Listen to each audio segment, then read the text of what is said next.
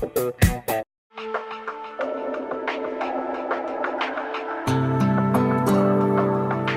National Park of the Tuscan Archipelago extends along the entire coast of Tuscany. The largest island is Elba, but there are 6 more little jewels of beauty and tranquility on a crystal clear sea. From Livorno you can take a boat to the northern islands. Capraia is the 3rd island of the archipelago, the nearest to Corsica. It's famous for jagged coasts and hidden caves. The small unspoiled island of Gorgona still is home to a prison, so it's only possible to go there only for a one-day visit with an organized tour. Heading south from Piombino, you can easily reach Elba Island.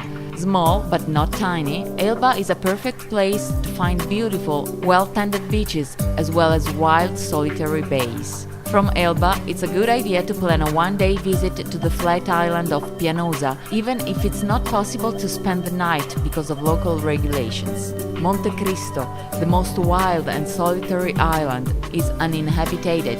The island is a total natural reserve and only restricted admission is allowed by the ministry for research purposes. Being so isolated, rare plants and animals grow freely, and a visit to the Count Island, if you can make it, is absolutely worth it.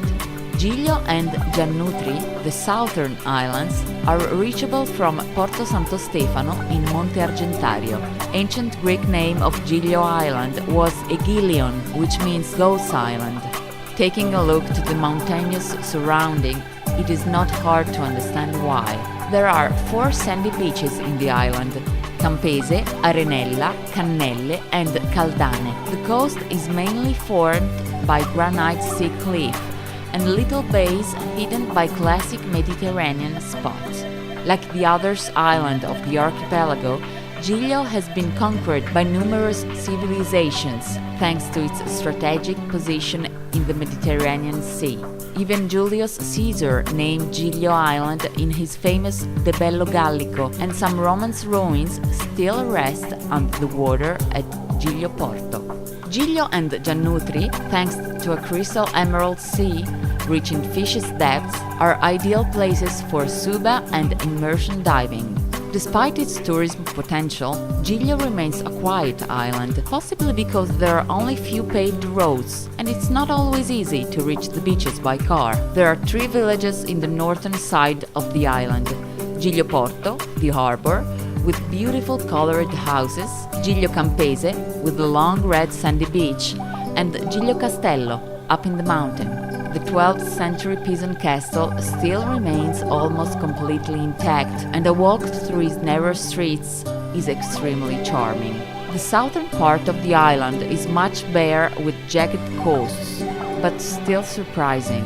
Down here, the Carfagna family has bravely snatched some land from wild vegetation and cultivate vineyards to produce the most ancient wine of Giglio, the Azonago. This amber-colored, strong-tasting white wine perfectly matches with the typical Giglio food, like the zuppa and the sweet panficato. During the autumn and winter, though, Giglio's most famous dish is rabbit. As we said, the Tuscan archipelago counts 7 islands, but there was a long time ago, when there were 8.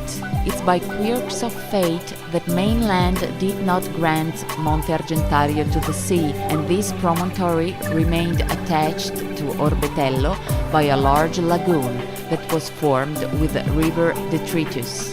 Still, Argentario not only had a strategic position in the past, which explains the Spanish fortresses of Porto Santo Stefano and Porto Ercole, but also maintained the typical natural beauty of archipelago's islands.